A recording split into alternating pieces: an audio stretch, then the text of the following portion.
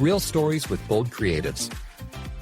My today's guest is a creative from Denmark. It's kind of hard to describe him with the one word. He's not just a graphic designer. He's not just a motion designer. He's not just an icon designer. He does a lot of things, which is super cool to me and super interesting. Michael, welcome to the show. Thank you for having me, Alan. I faced exactly that problem. I was at a wedding the other day. And someone asked me, so what do you do? And I was like, oh, shit. Oh, no. I usually just go with graphic designer. I think okay. That's been my key into everything that I've made. Nice. Okay, well, good to know. Good to know now. Yeah. So tell us more about yourself, like kind of a short summary of your biography. Yeah. My name is Michael. And I am 41 years old, 2 kids, living in Denmark, a wife. I've been working as a creative entrepreneur, I would say, for 25 years now. Started fairly young. As I said, my way into all of this is that I am a graphic designer, always been attracted to making things on the computer all the way back from my first Amiga. I've worked in startups. I've worked on my own companies, founded multiple companies, worked in apps, worked in games, worked in hardware. I've written some books. I have a speaking career where I sometimes are invited to fly around the world and share some stories with people. It's a multi-legged career, you could say, like a multifaceted career. I spend most of my time these days as the studio CEO of a Danish game company called Northplay, which is my baby, my third baby. Yeah. We're 10 years old now. We've released a bunch of games, 4 games for the Nintendo Switch, a bunch of PC games, a bunch of mobile games, and right now we're working on sort of the biggest creative project that I've ever been part of, a big strategy game for PC.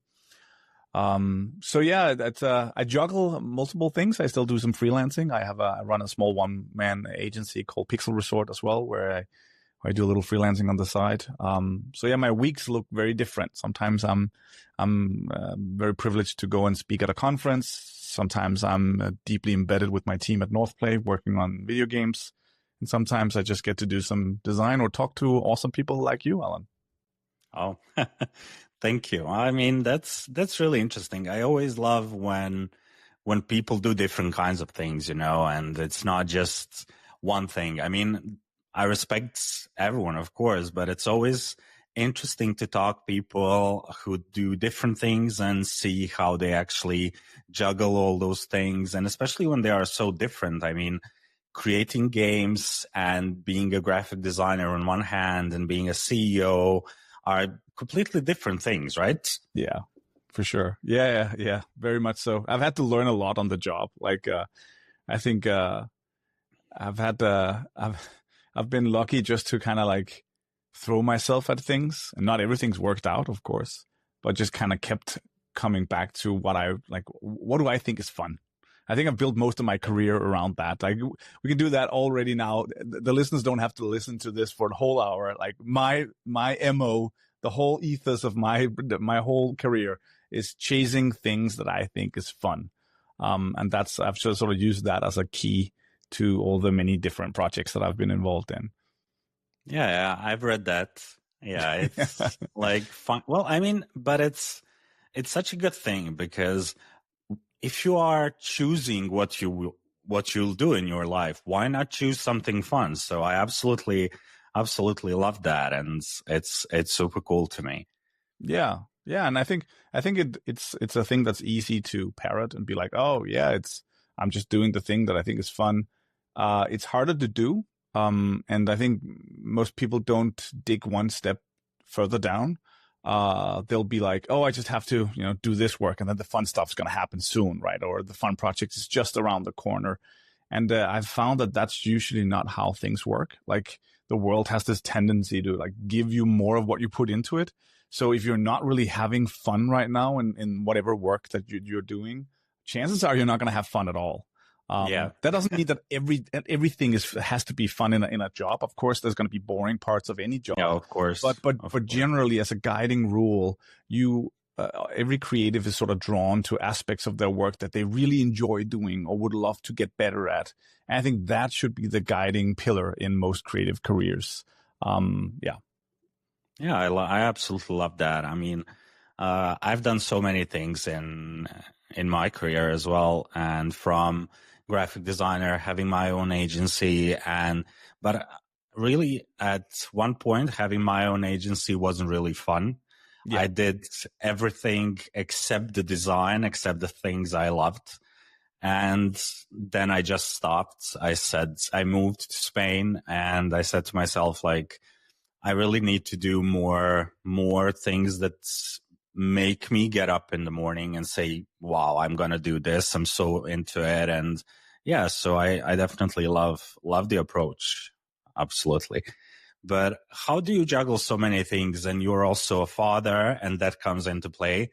And knowing some things about European countries and especially Northern Scandinavia, fathers are usually more involved than in some other parts of the world. So how do you juggle all of that? Yeah, that's a good question. Sometimes I don't. Sometimes it's hard. Right? My wife would yell at me. I work a lot. Like, I don't want to sugarcoat it, right? I've had a long career of being an entrepreneur and being independent, and so there's definitely weeks where I work 100 hours. Wow. It's gotten better over the past years, and I'm getting better at sort of controlling that. I really enjoy what I'm doing. The problem is when you make when you turn your hobbies into your work, like you'll always be in work mode to some degree, right? And when you, as most people out there know that, and if you own your own company, like there's always work that could be done to improve some parts of your business, right? So that stuff is really tricky. But I would say that I think I've found strength in context switching a lot. Because some of the work that I do, I've done some multi-year projects that took very long time to I've written some books, made some books about app icons, for example. Those are huge, like, creative endeavors. We're working on a video game now. We're in the 4th year of working on our next game. And the studio I have 18 employees now. And so it's a huge undertaking, right? And the way that I kind of get through some of these things is actually to switch up between the different tasks so that I don't burn myself out on one project. So I've actually always flipped it on its head and be like, the reason why I'm actually able to do some of these longer, big projects is because I have multiple things that I kind of switch through. So if I get really tired of working on one thing, there's other stuff that I can go and work on. Yeah. Okay. So I don't know if that answered your question. I mean, I think I still spend a lot of time being a father. Like, I love being a dad. And the flexibility that I get from, I'm at home right now, for example, right? And my daughter just, she got home early from school. Okay. And so I just got to spend a little time with her before this call. And so there is some flexibility in my work, the way that I've structured my life, which I think really helps. There's also some stuff where, so my speaking career, which was, again, one of the things that I never really planned for. I just kind of kept saying yes, and then I got invited to do more things. In the recent years, I've brought my family on those trips, most of them. Okay. So when we, earlier this year, I was in Arizona, in Phoenix, not a place that I necessarily, it was very nice, but, it wasn't in the top 10 places of, stuff where you go with your family. But it was cool. I brought them, because I was there for a conference, and we had an awesome trip, driving around Arizona, and Arizona's beautiful. So I think I've tried to merge I guess what I'm trying to get at is that I'm trying to merge more of my family life with what I do. Like it's not like I go to work and then I come home and I don't talk to them. Like they're very involved in my work. Like I use my wife as a sounding board for stuff around the company or whatever. My kids play test my games. Oh, wow. You know, so I think in many ways I've tried to merge the things that I love about both of those aspects into to one big thing. Yeah, no, I mean, it makes sense. It's probably easier to, if they are one thing, to actually like devote time to all of them. So yeah, I like that. I have a couple of maybe funny questions about things that people think of Denmark. Maybe they are not true. You will correct me. Yeah, let's go. So, the first thing that's actually, I didn't know it. I think it's true, but it's quite popular on Instagram where you see like, oh, Danish parents go out and leave their kids in strollers outside on the snow. Is it true or false? True. We did this. Okay. Yes. Okay. We do this. I mean, I see the sense. I see and absolutely cool. But I just wanted to, confirm with the real Danish. Let's get all the myths out, and I can confirm or deny. True, false, yeah. Play games. Definitely. We put our kids out in strollers in the fresh air all year long. Denmark has, I don't know what image it conjures up in people's mind when you think of Denmark or Scandinavia. Usually for people it's like snow or rain or gray. Denmark has 4 wonderfully distinct seasons. It gets really warm in the summer. It's an island nation. We have hundreds of islands with so much shoreline. I swim in the ocean all year round, because I'm a winter bather. We're not. I think we're very connected. Like it's the Viking heritage. We're very connected with the ocean and with the outside in many ways. And so kids are, even from they're very small, are like, sleeping outside in strollers. It's a very high trust society. There's no one stealing the babies or anything like that. That's never been a problem. Like there's a lot of medical professionals that would say that that's actually strengthening the kid's immune defense system and stuff like that. So you'll be brought up on that in Denmark, and everyone puts their kid out, even though it's -5 degrees. There's no bad weather, right? It's just the right clothing, right? So we'll just kind of wrap them up in proper things. Yeah. Okay. Cool. You mentioned winter bathing. Yes. I wanted to ask about that and about sauna. Yeah. Is it really a wellness thing, or is it just a fancy Danish way to torture people? So I actually, I want to, sauna, I think, is on the rise in terms of popularity in Denmark. But technically it's a Finnish thing, right? Yes. And so some of the other countries would probably wear that more proudly and be like, this is what we do, right? But yeah, I've always loved sauna, and I think there's a lot of science. You don't have to listen to many Andrew Huberman podcasts to see that sauna protocol is really healthy for you. And so is winter bathing as well. Like there's a lot of science backing that up now. So anecdotally, because I feel like this podcast is kind of like the human stories behind it all. Yeah, I've always loved sauna, and every time there was an opportunity to go and get real sweaty, I've been like, yes, I want to do that. There's a winter bathing club that opened. I live like just 10 minutes from the ocean, because most of Danes do, because it's just a bunch of islands. And then they opened up. And me and my brother, who also just moved to this small city that we live in, about an hour's train ride south of Copenhagen. It's like a medieval, old town by the ocean. There's a town square. It's very much like an RPG village kind of thing. Okay. You'll say hi to the NPCs and they'll sell you bread and stuff. And then, so they opened up this winter bathing club and we signed up for it. We're like, hey, let's try this. Mostly for the sauna, to be honest. Like they got this cool sauna overlooking the ocean and the beach. Let's do that. And then, of course, the first day came where we were like, okay, we got in, and we're now in sort of this club, we also have to go in the ocean. And it was like, yeah, I was like, maybe I'll like it. I don't really know. I hadn't really done that before. Like at winter time, of course, we bathed during the summer.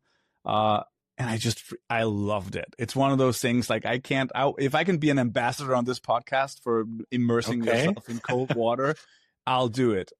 It's really hard to describe, but there's just so many like for me at least, both physical and emotional like benefits to doing that whole ritual of heat exposure and cold exposure.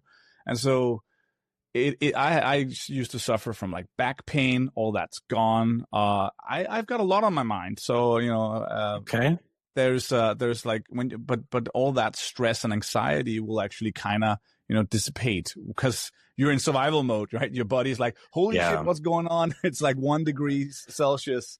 And then when you get up, you're super elated. You're like, your body's like rewarding you with dopamine saying like, hey, we survived. Awesome. And it's kind of like you get this little bit of a buzz on. Like it's very hard to describe. Other people who winter bathe know what I'm talking about, but it feels counterintuitive, and all your evolutionary senses will say, no, don't go in the water. No. Even at like I've done it where there is like ice around, right, in the water and stuff. Okay. But it is so nice, and you get a different, I think, relationship with temperature too. Like I'm not cold as much. And the weeks where I get to do it a lot, like I feel like I get sick less. Okay. So yeah, there's a lot of things that I think is good. I wouldn't say it's torture. It's just no. Yeah, do it. It's not torture. Okay, yeah. I have to try it, I guess. I mean, it's kind of impossible here in Spain because it's mostly you're in Madrid, weather, right? Even today it's like 21 degrees outside. Yeah. So you'll have to find a cold plunge or something somewhere. Yeah, or something. Yeah, I'll figure it out.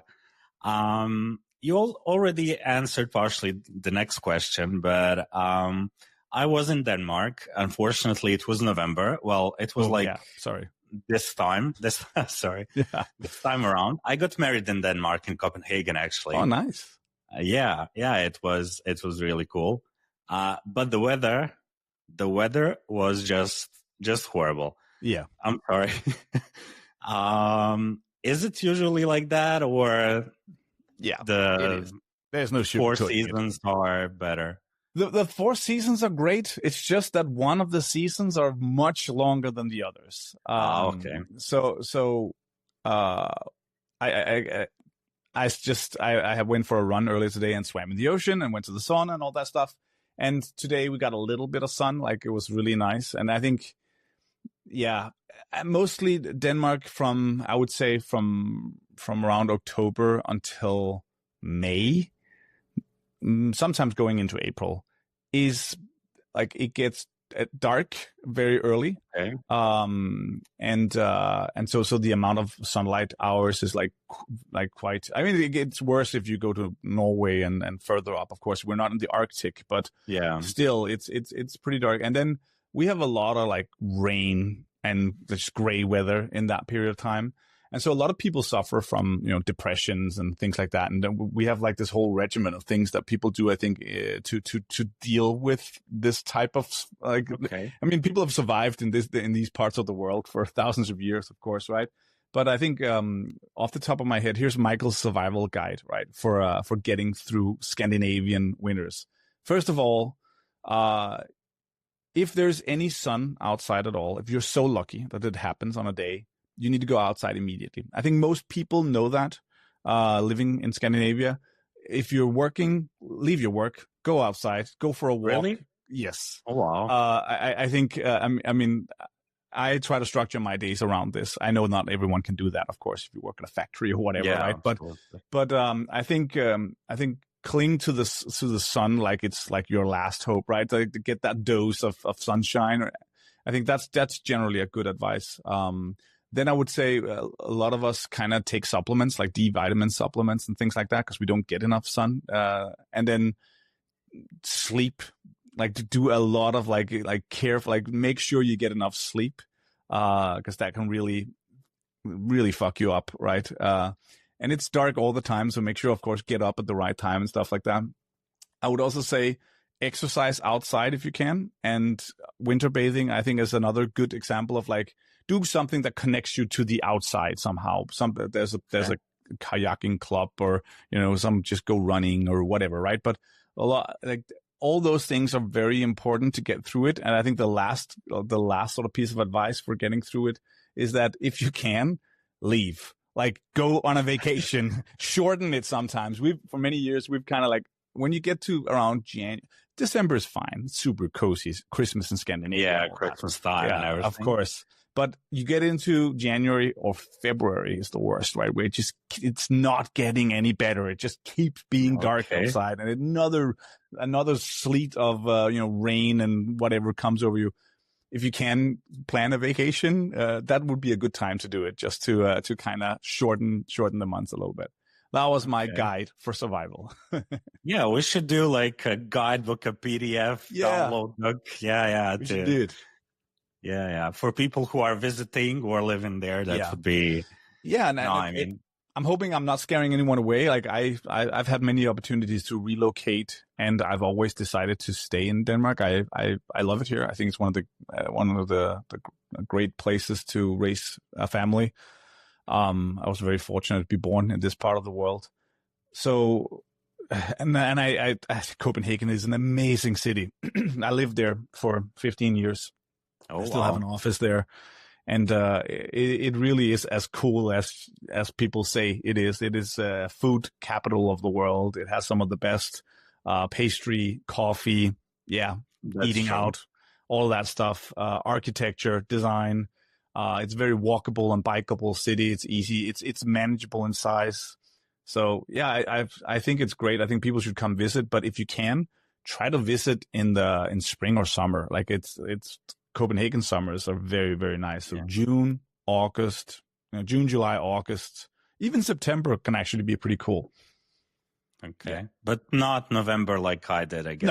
No, November. No, then you're in dark territory in November, I would say. Yeah, it was raining. It has its own charm. I mean, there's a lot of like leaves on the ground, and it's Yeah, it was like 10 years ago, 11. It was raining all the time. Yeah. Like 4 or 5 days, I think, and it was raining constantly, but it wasn't like regular rain.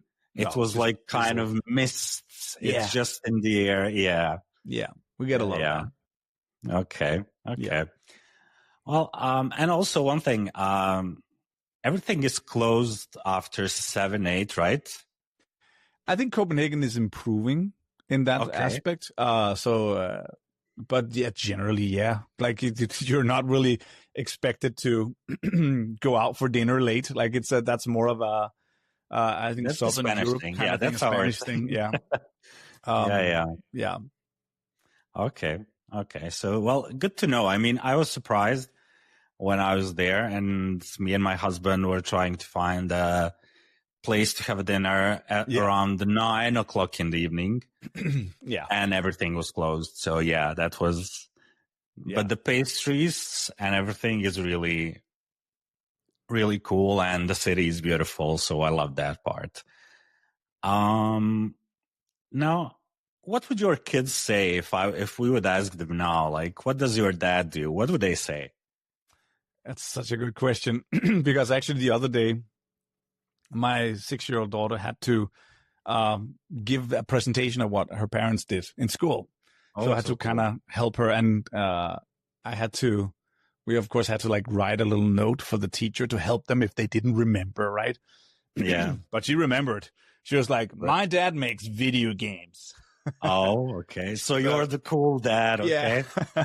It's a very forgiving job to have in that age. Also because we've made children's games, right? So we've done some work, client work for DR, which is sort of like the Danish version of BBC, I would say. Like, it's a national broadcasting corporation, and so they have we have very, like, I think Denmark has very strong children's television and entertainment products for kids generally. And so we've done games that most kids in Denmark play. And so my kid can, Wow. of course, just sit and name drop and say like, oh, my dad worked on this game and this game. And even my Wow. first kid kind of voiced some of the games. So he worked on those games. So it was pretty cool. That's fun. Yeah. So that they would say I make video games, and You sometimes make they would say video. I draw stuff. Like, I guess. Okay. Yeah. Okay. No, but that's super cool. I mean, I'm trying to imagine myself in that situation and like going, oh, my dad did this, and that. Oh, But Alan, you're a type designer, right? Yes, I work as a type designer, but I studied civil engineering, which is Right. completely, Interesting. yeah. Yeah. I studied civil engineering, but I dropped out of university at the end. Because I actually figured it's just not the thing I want to do for the rest of my life. Yeah. It was not really creative. You know, people sometimes think it's kind of, you do these fancy buildings. No, that's what architects do.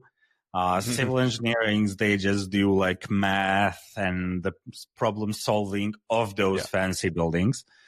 So I really figured out that it's not for me, and I almost finished it, which is the worst thing.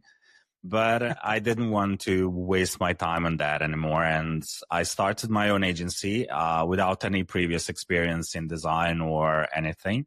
Nice. I had 15 employees at one point, which was really good, but really stressful as well. Yeah, you know the stress. Yeah. And you do everything except the work that you actually want to do.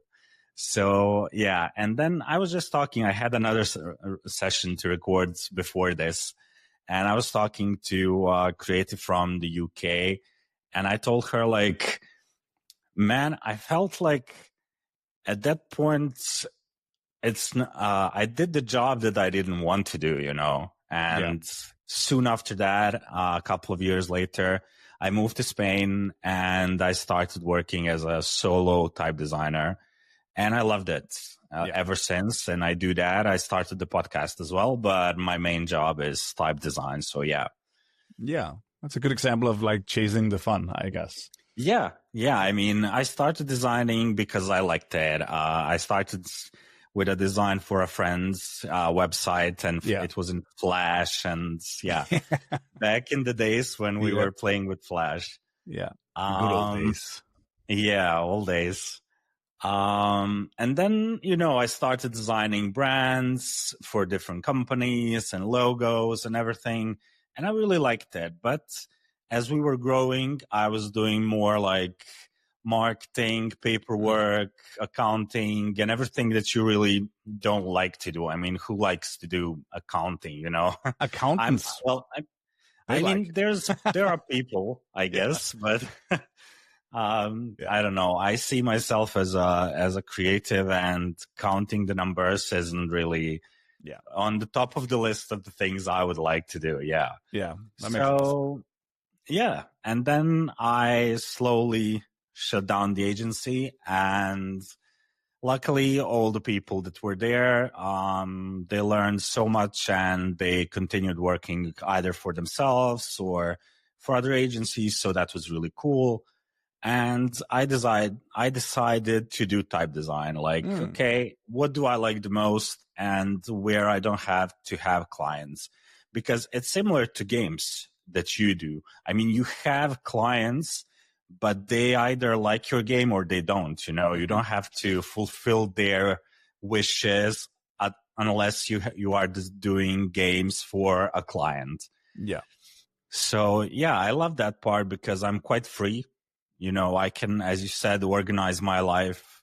I don't have kids, but in your case, you can go and pick up your kid whenever you want. You can go out when the sun is out and exactly. have some good time. So, I do that as well. And I like this. So that's good. Yeah. Nice. Yeah, it's really cool.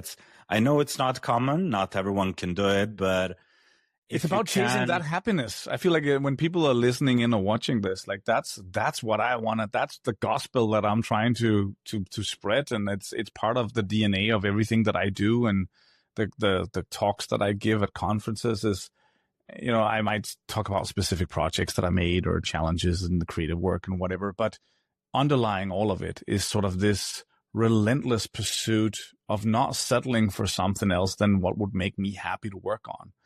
We have so limited time, and we just kind of, you need to make sure that you spend that time on stuff that you care about. For me, that was like icons and video games and, that sort of stuff. But for everyone else, it could be something else, right? For you, it was type. Yeah. It can be anything. Tomorrow I'm recording another session with Matt Voice. You heard about him probably. Yeah. And he does just like, I don't want to sound like he does nothing, but he does these amazing type animations, and that's his niche, and he's super happy about it. So, if people can design their life around the things they love, that's the best thing. I cannot explain to anyone like the freedom that you actually get from that. Tomorrow in the middle of the day, I'm going to play tennis, with my husband. We have a tennis court like 3 minutes from our house. And that's the life you want to build, to have the freedom, but also to have enough income to actually sustain that life and have a good thing. So that's one of the things that actually attracted me to you and to talk to you, because that's, that fun in the work and designing your own life is the thing that really is one of the most important things for me as well. So yeah, I also think it's self-reinforcing. I think that's also one of my points, is that once you do something, you put it into the world's going to find a way to give you more of that thing, whatever it is, right? And so if you're a creator that wants to make, graphic design or whatever, and you're like, how do I get clients? Like, that's not how that works. Like, you should start doing something, you put it into the world, and people will find you, and you get to do more of that type of work. Absolutely. And I think sometimes that whole like mechanism is so simple that it's easy to overlook, because we keep also being in the other circle, which is like we do something we think is boring, and the world will be like, oh, you like boring? Here's some more boring shit for you, right? Here's more, yeah. Yeah, here's more of that, right? Yeah. And I think it trickles down to so many ways of how we structure our work lives, and yeah, that's absolutely true. What also amazed me about your work is the love for the icons. Yes. Which is, it's quite a small niche if you look at it. Considering all the other things that you do, it's quite varied.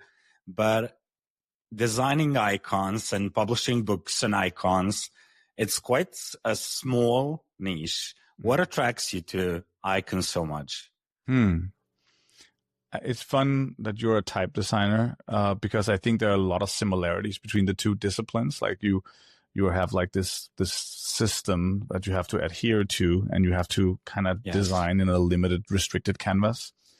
So I got my start with icon design way before. Again, back to the theme of this conversation. Like, before I knew that this was even a career, I was with some of my first computers, I was doing interface design, like just modding my computer. You guys remember Winamp back in the day? Yes. I made Winamp skins. And I would make icon sets for my first Mac that I got, and be like, change all the icons in the dock, and I'd make some of these sets available online for people to download. There was not a great demand for this type of graphic design, I think, at the time, early 2000s. I just found it so much fun, because icon design sits at the intersection between art and utility. You have this little restricted canvas. You have to make it. It's a branding exercise in many ways, but it is in a constrained canvas, and it needs to fit into some ecosystem.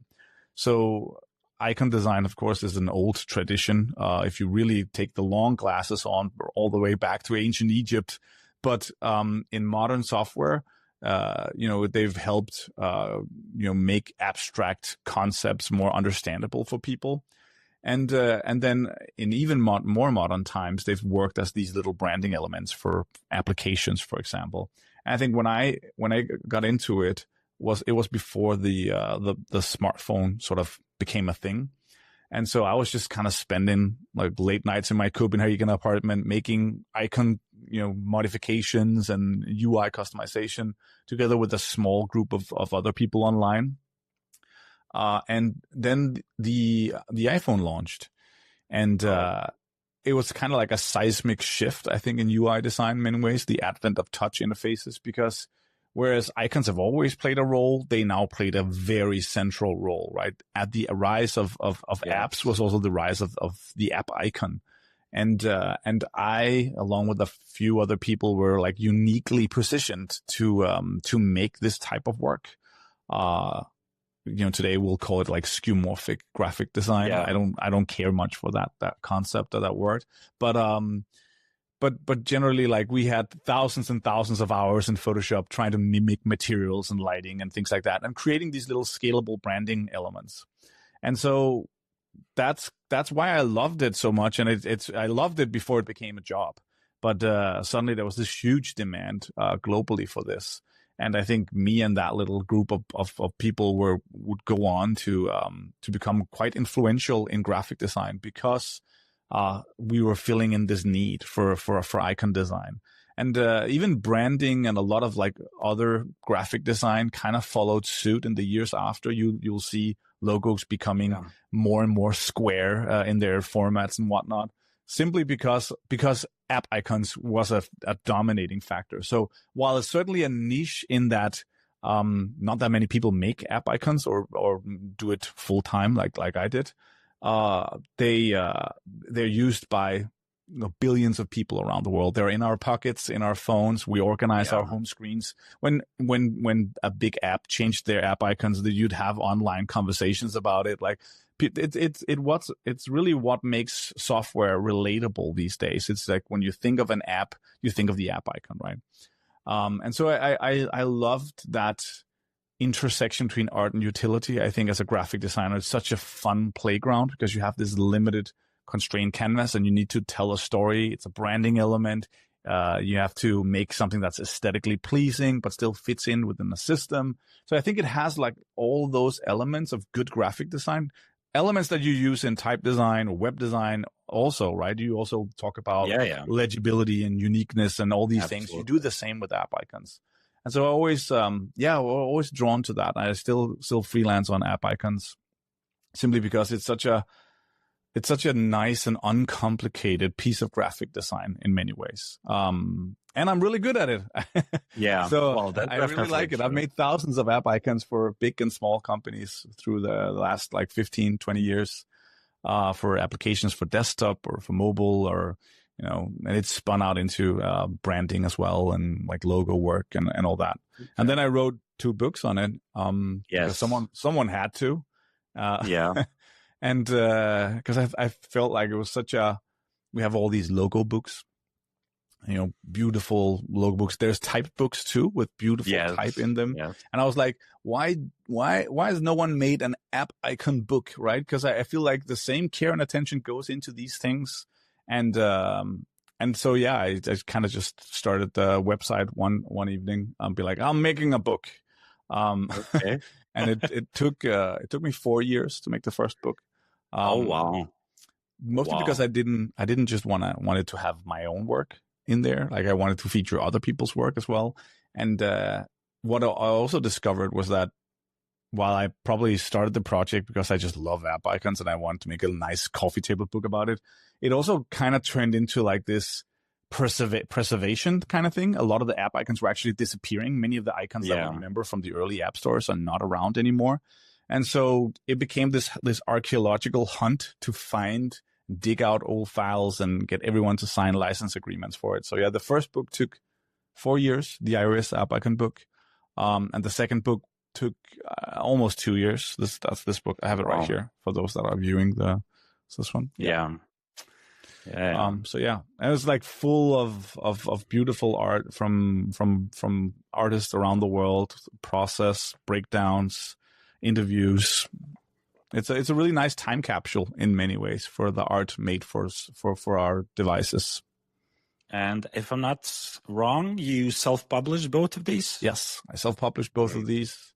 I've done a few Kickstarters in my career for hardware and for other things, so I wasn't going in totally blind, but I wasn't 100% prepared either for how long this would take and how hard it was. Which I think is another good, it's another good piece of advice for people. Is that I think this one trick that I keep using in my career is like, it served me so well. It's like this secret trick that I don't know if everyone's like totally down with. Okay. Self-delusion. Just kind of, just imagine that you can do it. It might not be true. They just kind of like suspend disbelief for a moment.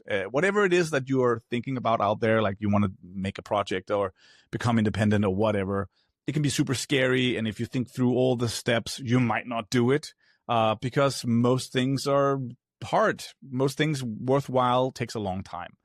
But if you can just kind of like imagine that you can for a very short amount of time and just kind of focus on the first few steps and then trust the process, then I've found that that's a way more easier path to success. So like just kind of kid yourself in a way. Okay. Lie to yourself is what I'm saying. Okay. And if you knew that it will take you 6 years for 2 books, would you still do it? Probably not, right? I mean, and all the hurdles of self-publishing, and like it's been a ride, and I've gotten a lot of help from a lot of amazing people as well. Like, but I mean, compared to margins on self-publishing is absolutely horrendous. Don't do this as a financial sort of incentive. Yeah. But I'm so happy I did it because now we have like it was very successful on both Kickstarters were successful. I got worried before launching the Kickstarter, of course, as you do. You work on something for 4 years. You're like, am I crazy? Does people really care about a book about app icons? But the project was funded in like less than an hour, and went on to raise like so much more than what I imagined it would. So there are thousands of books out there in the world now in creative homes and studios around the world, and with my words and a lot of the art that I cherish. And I think that's really awesome. But had I known all that stuff up front, I'm not sure I would have made the same decisions. So yeah, that just goes to show like just kind of do a little bit of like a self-delusion. I think is healthy for everyone. Yeah. But I'm sure that you are not like sorry that you did it. No, of course, no, not at all. No. I'm not sorry that I did it. I think it was totally the right thing, and I'm super proud of the result. And we still, like, people listening to this be like, what is this book? Like, we still have some books left. I don't really plan right now on doing more. I'm saying that. Okay. But can people still buy them? Or yeah, they can. Yeah, we still have some stock left of both books. Okay. It is dwindling, particularly the first book. But it's just on my like web shop, Flarup.shop. It's like fully automated, and it's sent from a warehouse here in Denmark. But yeah, they're beautiful books, both of them, and there was like no expense spared. We had them printed in a very nice print shop in Denmark that does like artisanal books. Okay. So it's like it's a heavyweight silk coated paper. Like it has this diffraction holographic cover. It's textile bound. Like it is a through and through a very nice art book. Spent so long like dialing in colors with the print shop and things like that, because obviously a lot of this was made for art RGB. Like this is a print design book like for screens, printed on physical paper. So there was a lot of interesting things I had to learn about converting color spaces and trying to most faithfully reproduce various colors on this particular stock of paper and all that stuff. But yeah. Okay. I could geek out over printing for hours. I'm not going to do that. Yeah. Okay. I'll make sure to link up the shop in the podcast description once it's live.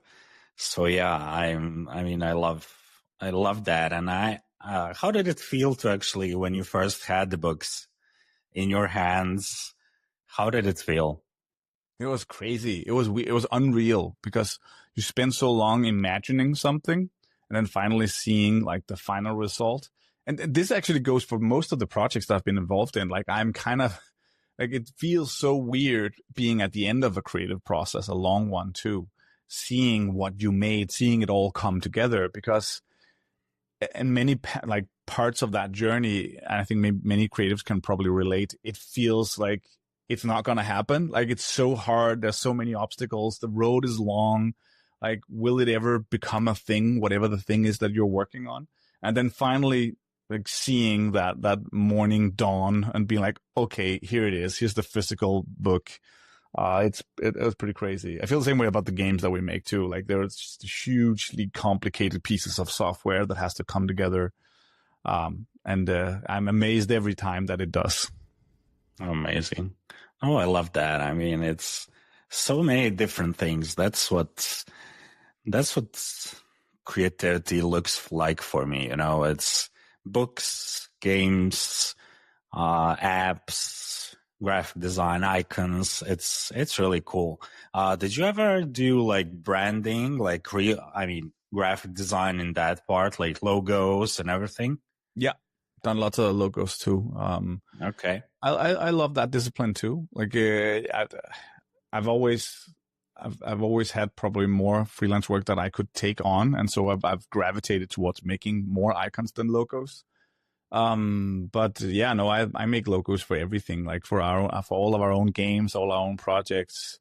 I've sort of become more embedded in sort of the organizational and political side of video games in Denmark. So I'm on the board of the branch organization Games Denmark. And I've made their logo, of course. I make logos for, various initiatives. Next weekend, I am speaking at a game jam for kids. And I'm also, my own kid is attending, so I'm volunteering to sort of help out with the game jam. And I'm just kind of like trying to like help, like intersect, like do all this, like as every time my graphic design skills can be used for something, I'll apply them to some degree. Okay. So yeah, I've made lots of logos for all these various initiatives.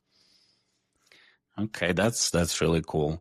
And if correct me if I'm wrong, but in the school you were not like in your. You didn't fit too well, if I'm correct, right? That's Tell me more about it. Let's talk about school. Yeah. So I think I went through gymnasium. Okay. Same which here. Is high school for American listeners. Yeah. I guess. Yeah. And I was like, I want to be a designer. Because I was doing like early web design. I did lots of like programming as well, like early HTML, CSS kind of thing. Early, like right around the millennium, early web stuff. And I had a pirated copy of Photoshop, of course, like everyone else did, and did lots of questionable digital art and all that stuff. Had a DeviantArt profile with like, trans covers and psychedelic art, and we've all been there. It's a phase. Oh, yeah, absolutely. Yes. And so I was like, I'm going to be a designer. And then I went to design school. Actually tried to apply to a few different design schools. I got into a design school that had more of a like furniture and textile sort of heritage, which is very normal in Denmark. We have like, I think Danish design has historically been all about furniture. We have a lot of like very famous designers in Denmark that produce some wonderful, beautiful furniture. But I had my hair was growing out. I was like a young teen punk, and I want to make shit for the internet. And then I got to the school, and it was mostly women there wanting to do furniture design. And the teachers there, too, were mostly women, and they didn't like me much, I think, to be honest. I was just this young punk, right? And I wanted to make things in Photoshop for the internet. And so I did finish the education. It was like a 2-year design education. I hated it. It was not great. And they did everything they could to sabotage. They gave me the hardest projects. They gave me the worst grades, which was interesting because many years after, they've asked me back to give talks at the school. And, unfortunately, I told them that I was sick that day. I can't make that. Look at me now. Yeah, look at me now. I've had a few of those moments in my career. But then I went to study, computer science at university, something completely different, like screw design. Design to me, it felt super like it felt like elitist and arrogant. And I think that was very much also what happened in design at that time, and the school definitely didn't help it. So I fled into academia and wanted to study computer science. I wanted to study geography. Like I was in Thailand and doing the Boxing Day tsunami, so that sort of left a huge impact on young Michael. And so I went there and just loved being at university. We have like 5 big universities in Denmark, and I was at one of them, and it was great. Met a lot of different other people from other disciplines, academic disciplines. And at one point I became chairman of the fraternity bar. Like there was like a bar.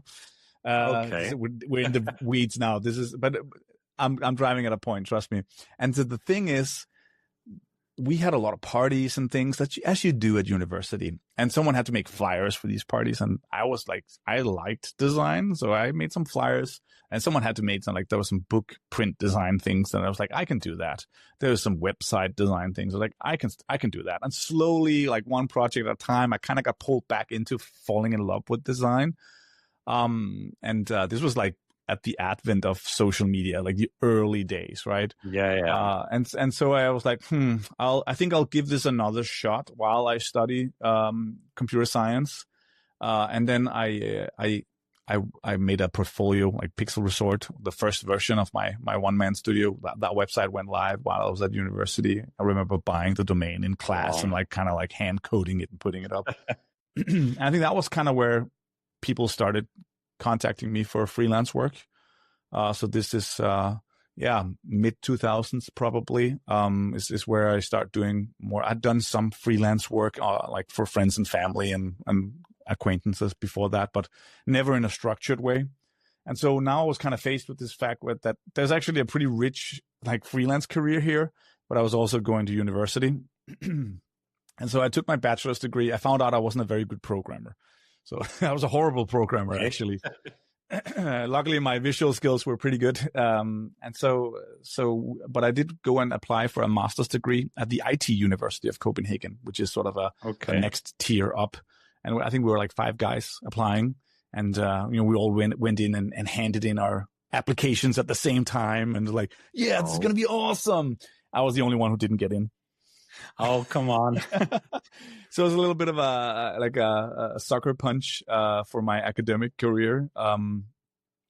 Again, the IT University of Copenhagen have asked me to come back and give talks later in my career, which I've said yes to do. And the first slide I showed them was my rejection letter slide.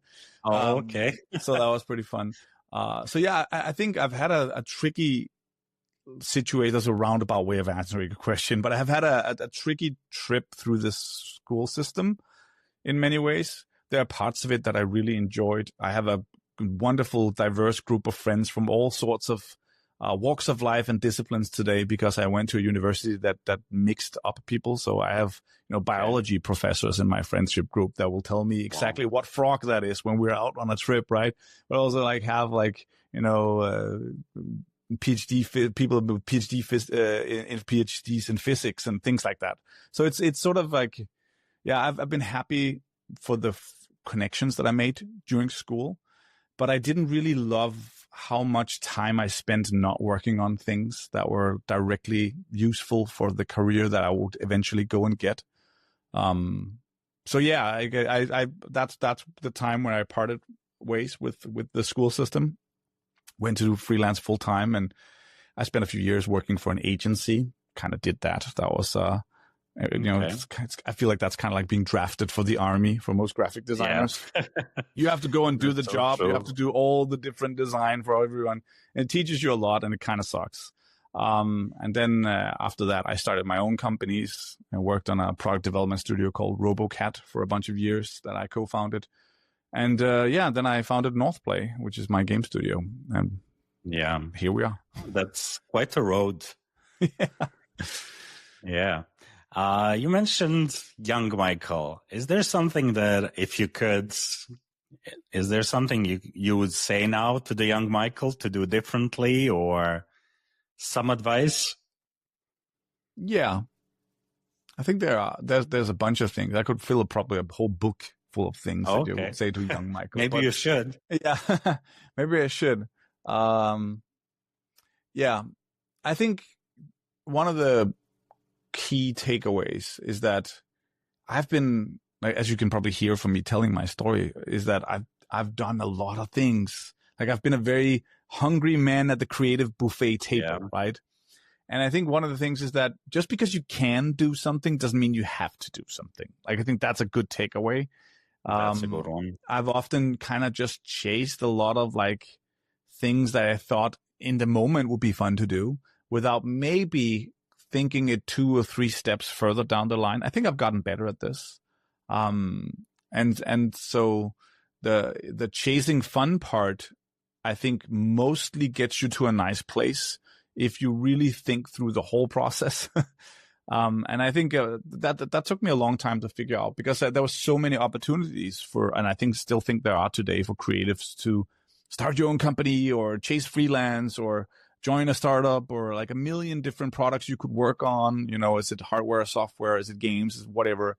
And you know, kind of this true understanding of seeing how it all connects in hindsight, I think is hard to have when you're young and you're just kind of like opening doors. 'Cause one door will lead to 3 other doors, and you kind of it's good to have some level of like some direction. I think that's something I would tell younger Michael. I also think I've worried a lot over things that didn't, you know, happen or needed to happen. I think that's we should all try to worry less. I think I've learned to trust the process more. That self-delusion that I talked about earlier really helped, like, serves me well sometimes. Like, I think, and also like just kind of shooting for the stars in many ways. If your expectations are at a certain level, then you're kind of setting yourself up to never really exceeding those expectations. So it's probably better to set your expectations for whatever you're doing really high, and then maybe you won't reach that level, but you would reach much higher than if you had set your expectations low, if that kind of makes sense. No, I love that. Yeah. Yeah, that's a really good one. Yeah. So I think that there's a bunch of these sort of little takeaways. I actually wrote, now that I think about it, when I turned 40, I wrote like 40 things I learned being a creative entrepreneur. And one day I might turn that into an actual book, but for now it was a newsletter I wrote, so it's also a blog post somewhere on my Flarup.email. I write a blog post, or I write a newsletter that some people follow on some of these learnings and things. Yeah. Thought leadering. I mean, send me the link for that. I want to read I'll it. do that. I'll send you the link after. It's please. Yeah, there's a lot of little nuggets like that. Okay, that's amazing. I love that. So I don't want to take, this time has passed so fast. I don't want to take a lot of your time. I know you have millions of things to do. As we're making a video game here. Yeah. But tell us for the end, like a fun fact about you that not many people know. Fun fact about me that not many people know. I thought I was going to be a musician and a DJ when I was younger. And I don't think a lot of people know that. I was really into like I think I've always been very extrovert and socially, like I was kind of in my younger days, I was like at a party every weekend, right? And so I really loved this idea of giving people an experience. And I think for me, like that was like expressed very early through music. I never pursued a career in music. But did you play something? Yeah, or? I made a lot of electronic music back in the day. Amazing. And then I just kind of curated a lot of music, listened to a lot of music, and I DJ'd a bunch of parties and things like that. I think it's like one of the red threads that I see now in hindsight as an old man is that is that I've always wanted to tell stories or give people experiences.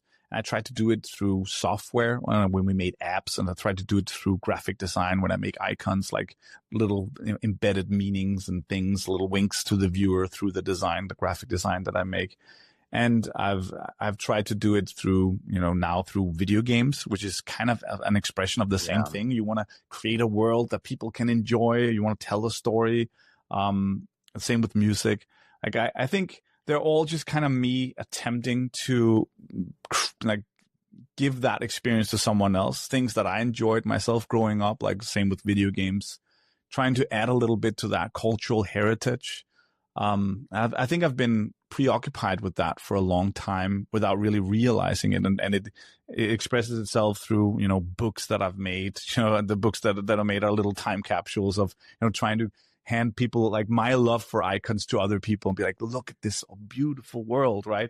And the same with the video games that we make. So, yeah. That's really amazing. I mean, thank you so much for sharing all of this with me. And please send me those links. I want to read up. I will. We didn't even talk about video games, by the way, which I mean, it's totally fair. I mean, no, we should definitely repeat the chat. Yeah. I enjoyed it completely. I know you are really busy, but when you are close to finishing that game, we should sit again maybe and do another chat. I would love to. I do play some games, but I usually don't have that much time. I'm usually stuck on Mario Kart on a TV and Nintendo, which is still maybe good. Basic, that's still good. Yeah. Yeah. There's a lot of interesting and you just. I think people would be surprised by how many similarities there are in the creative fields, also in video games. Like it's just really complex pieces of software, and I think as a graphic designer, like it's been fascinating to be in that world for a long time. And I love that medium. I think it's the medium of the future. It's everything that we love about movies and stories and music, just made interactive. More people should play video games, I think, and more creative. I definitely agree with that. Yeah. Try it. If I'll meet a lot of grown-ups who are like, oh yeah, I used to enjoy video games with a wistful sort of view. And I had a PlayStation 2. I was like, try picking up again. Like there's so many cool experiences. It's not all just Fortnite and Roblox out there, right? There so many wonderful like experiences in PC indie game or even on console. So yeah, that's if there's any takeaway, we can do a follow-up conversation at some point about video games, because that is, to be honest, what I do most of my time these days. And if people want to follow like the game that we're making right now, it's called Dino Lords. And it's a real-time strategy game. From your t-shirt. I have a t-shirt on. I made sure it's product placement on your podcast. But if people have Steam accounts, they can go and wishlist it, and they can learn more about it on dinolords.com. It's basically a medieval strategy game. It's a very historical, accurate game where the Danes invade England with dinosaurs. Just as you remembered it in history classes. Yeah. So we learned that. I don't think that British people will like that too much, but they love it. Everyone loves dinosaurs. But it's kind of like a mashup of Age of Empires and Diablo, if you'd like, in terms of control, an action RPG and a real-time strategy game. So it has a very nostalgic packaging, like many of the things that I do. But I work with it. I work with some amazing people on it, and it's going to be hopefully the biggest thing that I've ever done. Okay, and do you have like a planned time to release it, or? Yeah, that's a good question. And that answer keeps changing a little bit because it's a big moving project. Right now, we're hoping to go into what's called early access, which is you can buy the game and you can play a version of it, and then we will finish it. But early access sometime in the last half of next year. That's the current plan. Okay. But we have regular playtests. We have a Discord community. Like people can go right now on Steam and sign up for a playtest, and they might be selected to play the game way before then. So it's a very dynamic process to make games like that. But yeah, I'm gonna sign up. So sign up. Tell your guys on Steam and sign up. Me sooner. Yeah. Cool. push me up on the list. Yeah. Yes, I will. That's fine. You Yeah. you just email me. I'll find a key for you and you can try it out. Will do. See if I can get you back into gaming again. Yeah, I mean, a bit more advanced than Mario Kart, I think. Yeah, some of it is, yeah. But I mean, yeah, as I said, there are games for every type of gamer. And that's usually my message as well. Like, there's so many wonderful experiences out there. You're cheating yourself from some of the greatest like cultural experiences of our age right now. It's not just all the big FIFAs and Battlefields of the world. Yeah. There's so much going on. So yeah, definitely recommend everyone listening to this to go play some more video games. Make time for it. It is okay to be an adult and enjoy things. Absolutely. That's one of the things that people in Spain do all the time. They play so many games. They play board games as well. Yeah. Like, obsessed. And it was really a kind of a cultural shock for me because I come from Bosnia, where it's kind of you play games until you are 12. Yeah. And then if you play games later, then you're kind of a weird. Yeah, it's like a stigma. Yeah. But that was a shock here in Spain when I moved here, and it was like everyone was playing games, having the new version of every console, everything. And it was really cool to see like older people, look, I can go back, and play things. And so I definitely agree with that. Yeah. And I would definitely love to catch up when you are closer to release the game. Yeah. Sounds like a really fun thing. And I have your email and we'll be in touch. Of course. It was really fun being on. Thank you. I mean, I enjoyed it. It was a really fun conversation. And that's what I like, not just talking about exclusively business and everything. So it was kind of a way to get to know you behind the screen and just to chat a bit. Yeah. So thank you once again. And we'll definitely chat again and chat soon. Yeah. Bye. Okay. Bye. Real stories with bold creatives.